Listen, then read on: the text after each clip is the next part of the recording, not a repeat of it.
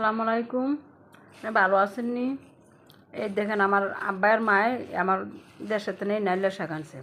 আমি কালকে কীভাবে নাইলার শাকটি রান্ধি দেখবেন। দেখেন কত সুন্দর নাইলার শাকগুলি। দেখেন আমি কালকে রান্নু দেখেন। দেখেন নাইলার শাক সিদ্ধ করতেছি, কাঁচামরিচ দিছি, এই যে পেঁয়াজ দিলাম। পেঁয়াজ দিলাম, এখন লবণ দিলাম। শাকটি বাপ দেওয়া হয়েছে, এখন ইয়া করুন এই জাল। এই দেখেন আমি এই যে পেঁয়াজ আর রসুন,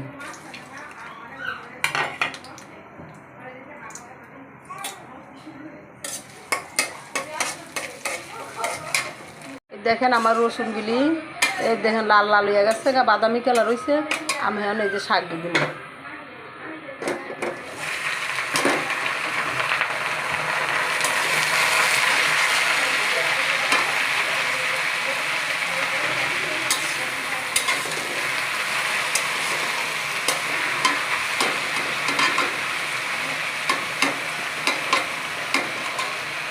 দেখেন আমার শাক রান্না হয়ে গেছে। কে কে এরকম করে রান্না করে খাইছেন দেখেন, আমার কমেন্ট করে জানাইন। যদি আমার শাকটা ভালো হয় তো আমার কমেন্ট করে জানাইন আমার শাকটা হয়েছে। আর এই শাকটা হয়েছে তিতা শাক। এই তিতা শাক খাইলে শরীরের অনেক উপকার ও শরীর ভালো থাকে আর কি। তিতা জিনিস খাইতে হলে ভালো আছে। আমার এই শাক হয়েছে তিতা শাক, আমি আজকে রান্না করছি তিতা শাক। দেখছেন অনেক সুন্দর হয়েছে।